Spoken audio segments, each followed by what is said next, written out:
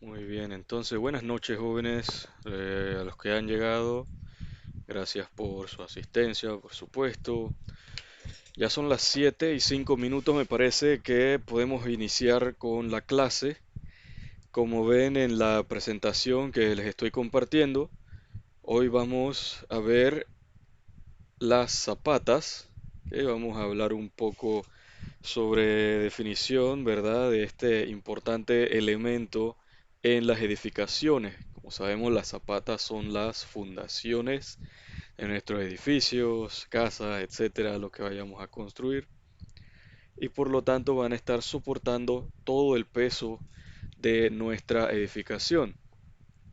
Ya anteriormente hemos hablado del concreto en sí, el concreto como material, concreto reforzado, etcétera, las vigas, hablamos de estado límite de servicio, etcétera. Entonces hoy vamos a hablar sobre esto, ¿no? Las fundaciones, las zapatas. Así que vamos enseguida con nuestro tema de hoy. Entonces tenemos primero una breve introducción, ¿verdad? Que nos dice que las zapatas son miembros estructurales que se usan para soportar columnas, muros y transmitir sus cargas al suelo subyacente. El concreto reforzado es un material muy adecuado para las zapatas, y me parece a mí que es el único material que utilizamos para eso, y se usa así en edificios de concreto reforzado, de acero estructural, en puentes, torres y otras estructuras. La presión permisible en un suelo debajo de una zapata es normalmente de unas cuantas toneladas por pie cuadrado. Los esfuerzos de compresión en los muros y las columnas de una estructura ordinaria, de una estructura normal, ¿verdad? Una estructura cualquiera, pueden llegar a ser de cientos de toneladas por pie cuadrado. Por consiguiente, es necesario repartir estas cargas sobre la superficie, perdón, sobre la suficiente área de suelo, sobre una superficie de suelo, como para que éste soporte las cargas de forma segura, era lo que había mencionado antes. No solo es deseable o lo que más se prefiere que sea el transferir las cargas de la superestructura, es decir, la estructura arriba del nivel del suelo, al suelo subyacente en forma tal que no se generen asentamientos excesivos o disparejos y que también se vayan a producir rotaciones, sino que también es necesario proporcionar la suficiente resistencia al deslizamiento y volteo. De lo contrario, se nos viene abajo nuestro edificio. Si han visto en edificios de oficinas, de apartamentos, etcétera, pueden que hayan visto algunas grietas en las paredes.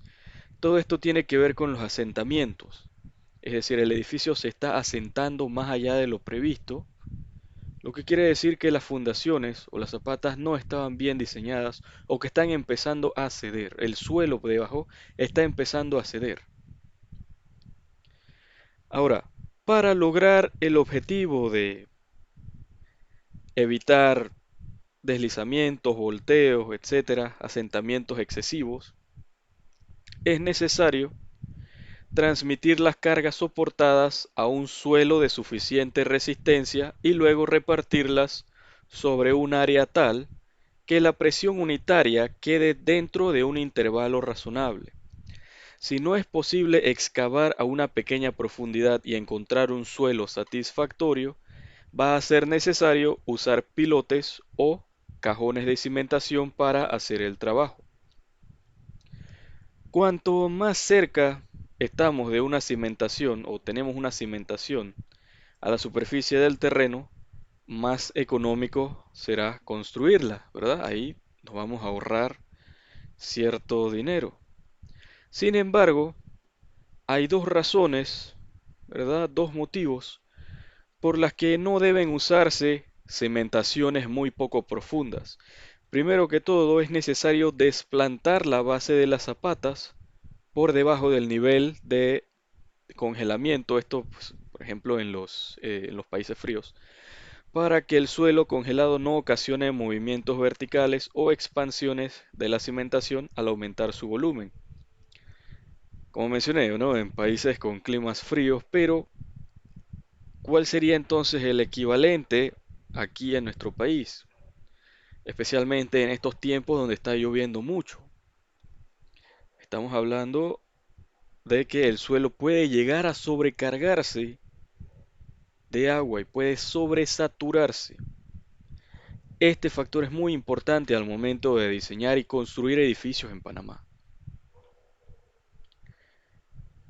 Se dice que la profundidad varía de entre a 3 a 6 pies. Esto pues en países, me imagino, con climas más fríos, pero valores menores cuanto más nos acercamos hacia el sur.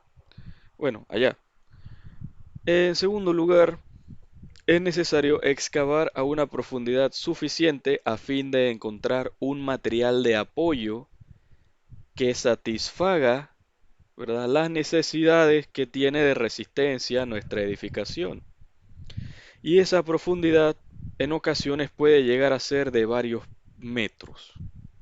¿Ok? Puede ser 3 metros, 4 metros, 5 metros de profundidad, incluso 10 metros que vamos a encontrar suelo estable o preferentemente, ¿verdad?, roca sólida.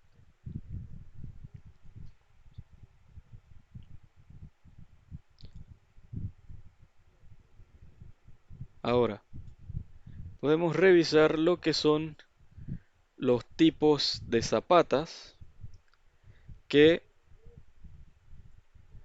entre las diversas zapatas de concreto reforzado que podemos encontrar, o las que más se usan comúnmente, tenemos como primer ejemplo las zapatas corridas, que es simplemente una ampliación de la parte inferior de un muro, ¿verdad? Así como aparece ahí en la figurita. Su finalidad, su propósito es distribuir adecuadamente la carga sobre el suelo de la cimentación. Las zapatas corridas normalmente se utilizan, perdón, en el perímetro de un edificio y a veces bajo los muros interiores. El segundo tipo más común que vamos a encontrar de zapatas son las zapatas aisladas, o más bien estas pueden ser incluso más comunes que las zapatas corridas. Zapatas aisladas o también conocidas como zapata para una sola columna, que se usa para soportar la carga de una sola columna, valga la redundancia, son las que más utilizamos, en particular cuando las cargas son relativamente ligeras y las columnas no están muy cerca unas de otras. Si hay bastante espacio entre columnas, vamos a preferir construir con zapatas aisladas.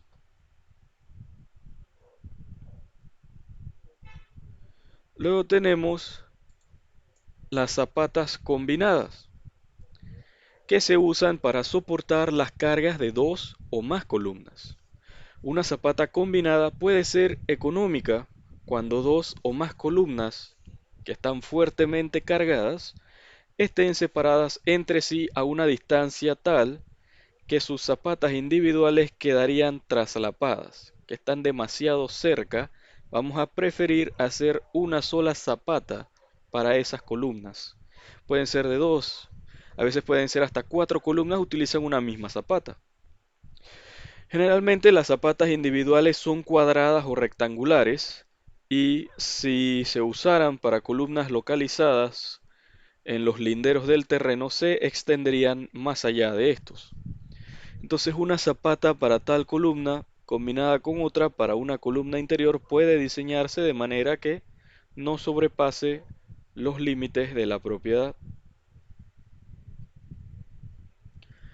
Luego tenemos la losa de cimentación, que también se le conoce como plancha de cimentación o cimentación flotante, que es una losa continua de concreto reforzado sobre un área grande que se usa para soportar muchas columnas y muros. Este tipo de cimentación sirve cuando la resistencia del suelo es baja o las cargas de las columnas son muy grandes, pero no se usan pilotes o cajones de cimentación. Para estos casos, las zapatas aisladas resultarían tan grandes que es más económico usar una losa continua sobre toda el área. Y el costo de la formaleta para una losa de cimentación es mucho menor que el costo de la formaleta o de varias formaletas para un gran número de zapatas aisladas, ¿no? Si vamos a tener cuatro zapatas muy cerca unas de otras, vamos a tener que formaletear todo eso, cuatro formaletas distintas. Es mejor entonces hacer una sola que soporte, ¿verdad? Todas esas columnas. Aquí en la figura, por ejemplo, tenemos una zapata que está soportando seis columnas. Ahora imagínense seis losas, perdón, seis zapatas individuales aisladas. Esto ya estarían como demasiado cerca una de la otra y realmente no se cubre el área que estamos buscando, el área en la que estamos buscando repartir el peso que está soportando esa columna. ¿Ok? Recordemos que en un edificio, cuando vamos desde arriba hacia abajo, primero lo que tenemos va a ser, ¿verdad? El techo del último piso, pues vamos a decir que es la azotea, es decir, una losa. Ese peso se apoya sobre las columnas, perdón, sobre las vigas. Las columnas entonces soportan el peso de la losa y de las vigas y se va transmitiendo las cargas y los pesos desde arriba hacia abajo, así que las columnas que están sobre las zapatas van a transmitir todo el peso del edificio, obviamente repartido pues entre varias columnas y si están demasiado cerca, pero ya esto depende del diseño, ojo, ¿verdad? De cada uno, del diseño del ingeniero, del arquitecto, quien sea que haya diseñado o dibujado los planos, pues ya está esto a su criterio. Pero obviamente si nos encontramos con esta situación de varias columnas muy cerca unas de otras, vamos a preferir utilizar una losa de cimentación. Precisamente, pues además de eso, de la practicidad, pues también están el costo. ¿Ya? Este tipo de cimentación es particularmente útil para reducir los asentamientos diferenciales entre columnas. Esta reducción puede ser de un 50% o más. Y para este tipo de cimentación, las excavaciones suelen ser bastante profundas. Entonces la meta es retirar una cantidad de tierra aproximadamente igual al peso del edificio. Y si esto se hace así, la presión neta del suelo después de construir el edificio teóricamente va a ser igual a la que existía antes de efectuar la excavación.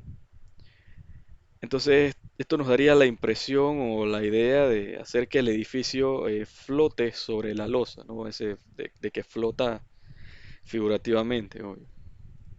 Pero es más o menos la idea o lo que se busca hacer con este tipo de zapatas, este tipo de fundaciones.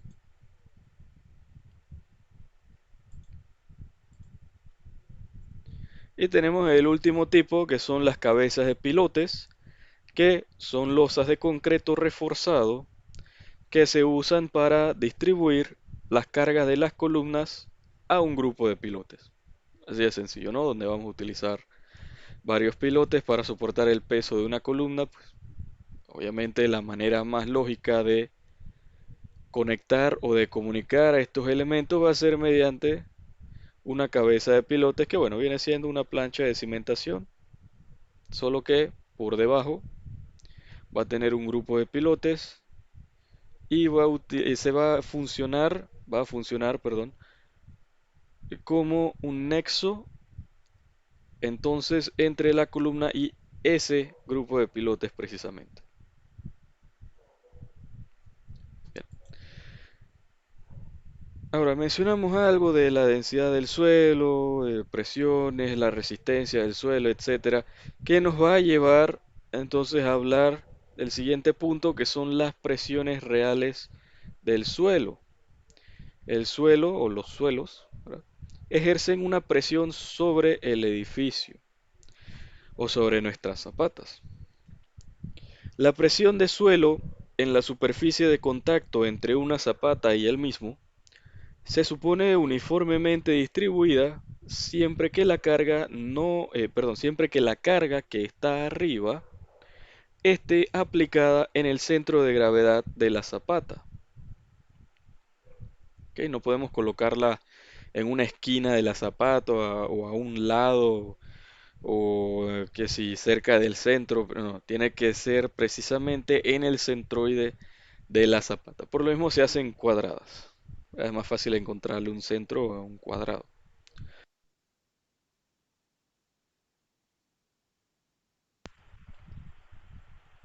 Ahora, esta hipótesis se hace en base a un cuando muchas pruebas han mostrado que las presiones del suelo no están distribuidas uniformemente, esto debido a las variaciones en las propiedades del suelo.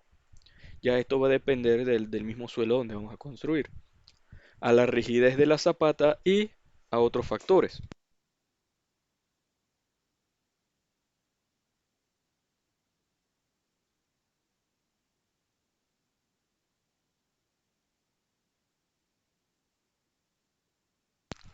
Como ejemplo de la variación de las presiones del suelo, vamos a considerar las zapatas sobre suelos de arena y suelos de arcilla, que en caso de que no lo supieran o si ya lo sabían, pues hacerles un pequeño recorderis.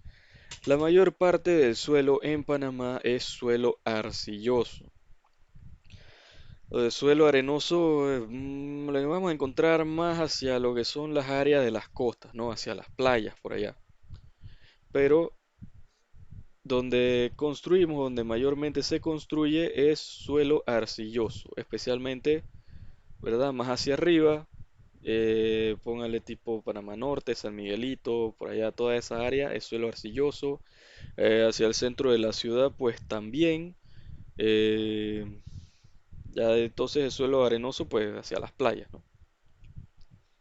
Y se supone una condición ideal, como vemos aquí en esta figura, de cómo se aplica la presión uniforme del suelo, o esto es lo que se busca hacer dependiendo entonces del tipo de suelo.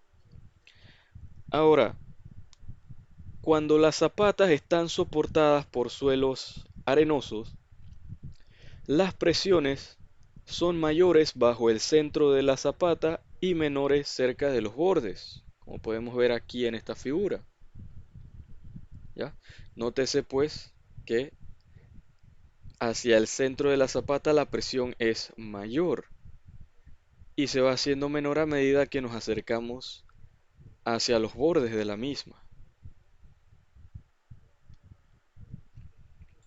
Esto porque la arena en los bordes de la zapata no tiene un gran soporte lateral y tiende a moverse por debajo de los bordes en cuestión, con el resultado de que más carga es tomada cerca del centro de la zapata.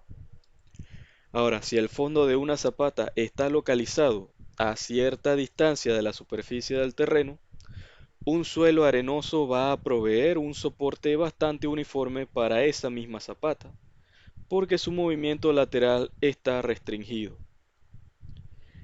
Justo entonces, lo contrario ocurre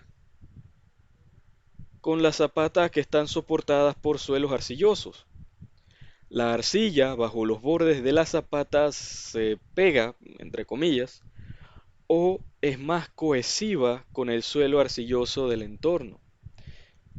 Como consecuencia, más carga es tomada en los bordes que en el centro de la zapata, así como nos sale aquí en la figura.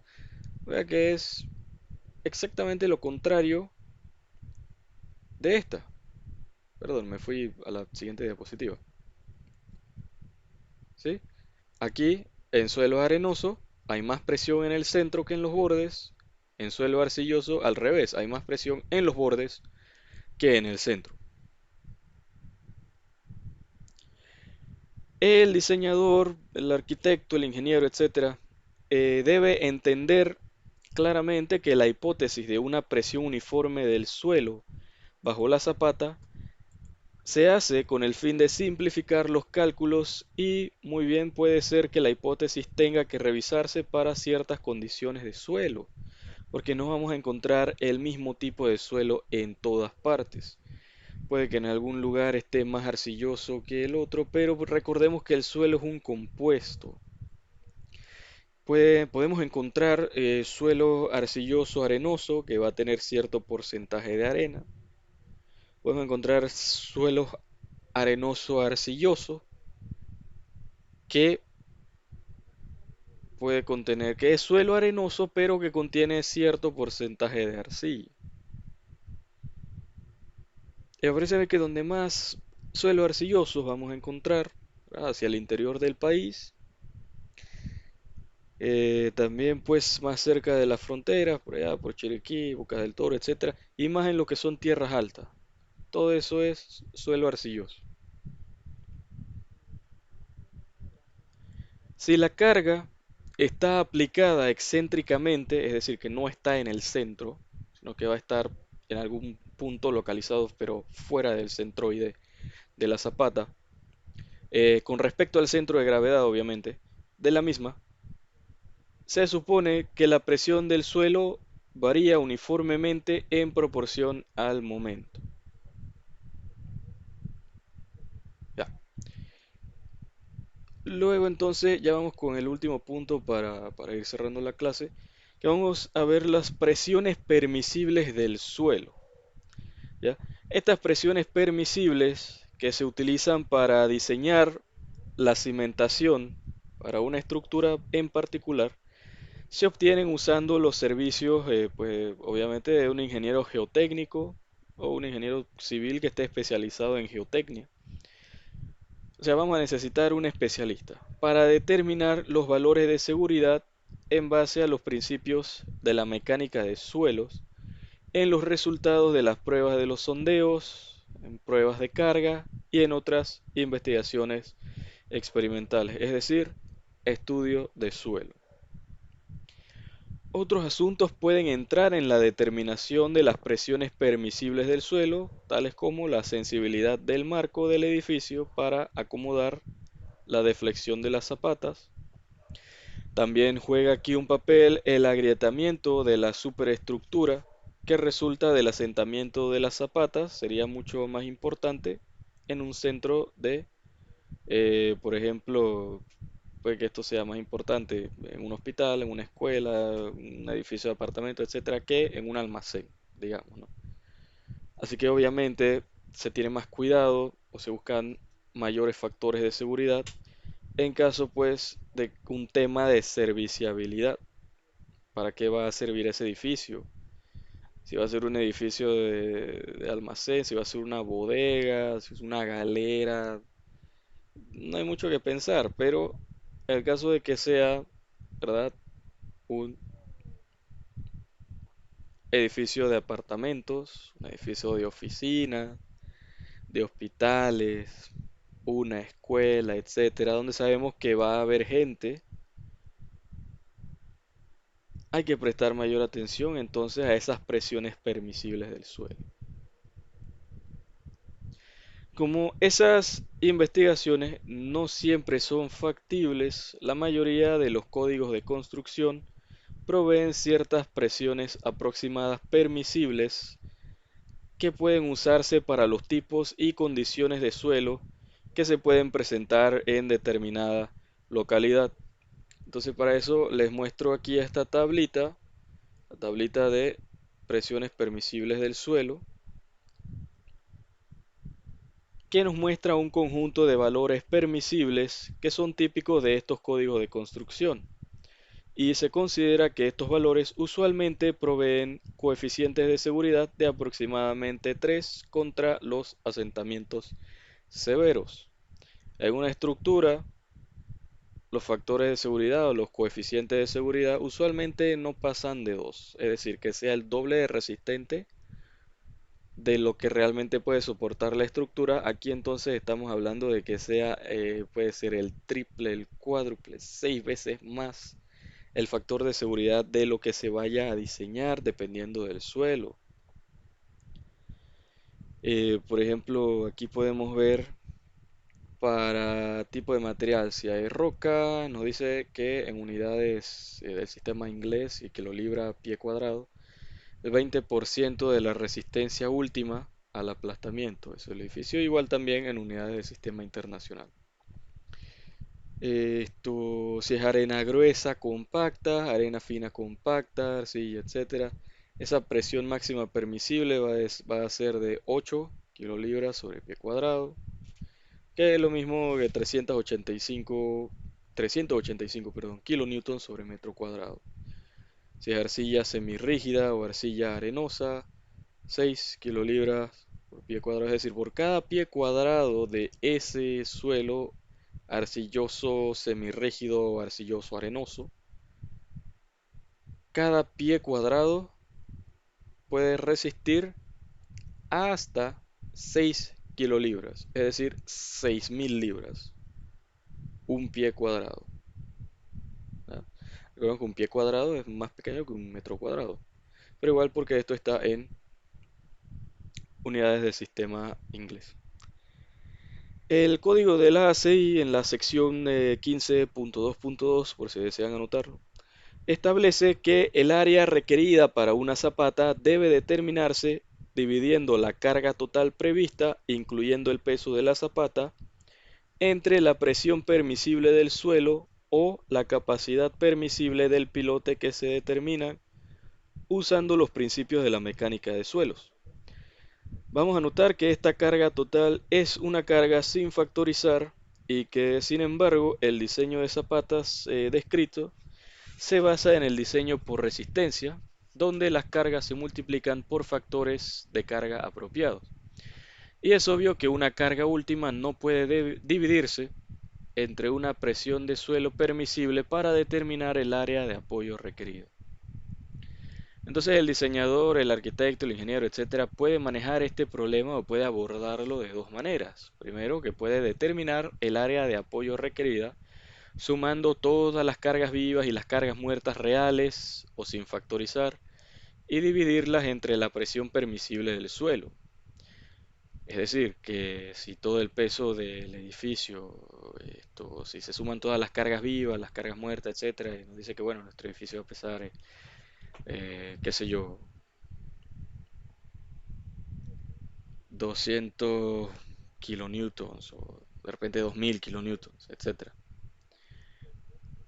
Vamos a dividirlo entonces, digamos, si tenemos la primera línea, ¿no? del cuadro, bueno, debajo, ¿no? Arena gruesa, compacta, etcétera, que tiene 8, o que soporta, perdón, estamos hablando del sistema internacional, que soporta 385 kilonewton por metro cuadrado, pues tomamos esos 2000 kilonewton y lo dividimos entre 385, ¿verdad? Sencillo.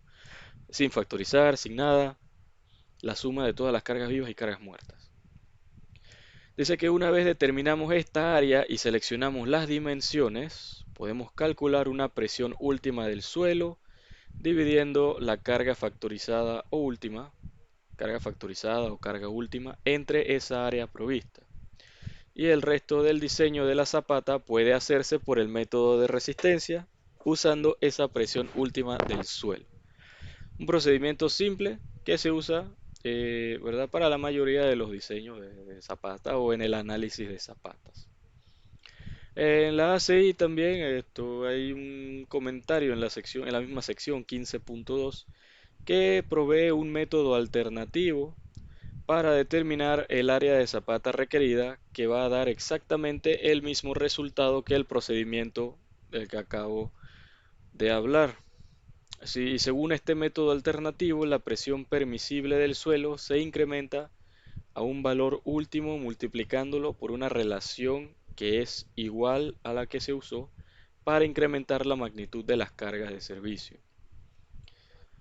Dígase, por ejemplo, ¿no? Que para carga muerta, por lo general, el factor de seguridad que siempre se utiliza con carga muerta es 1.2, o sea, 1.2 veces, o se incrementa un 20%, ¿verdad? Como para darle un mayor margen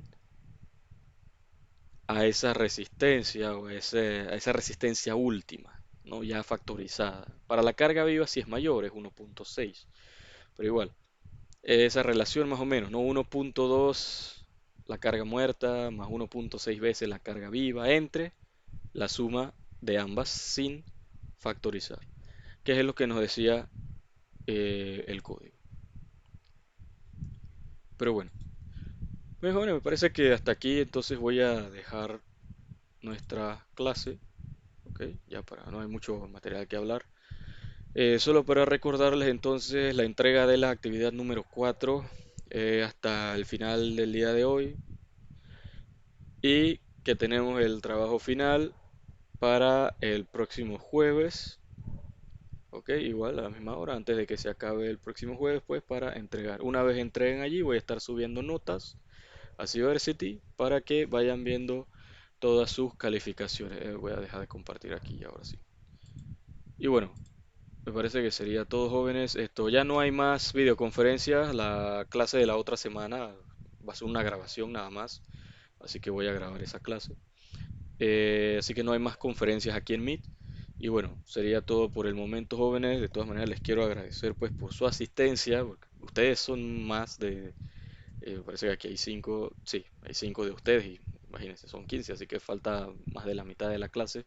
Pero bueno, muchas gracias por haber asistido y espero que todo lo que hemos visto en esta asignatura pues les sea de bastante utilidad en sus campos de trabajo. ¿Ok? Entonces, bueno, sería todo por el momento, pues que pase un excelente resto de lo que queda del cuatrimestre. Y por ahí entonces nos veremos si me los asignan en otra materia. Ok, muchas gracias, profesor. Muchas gracias, profe.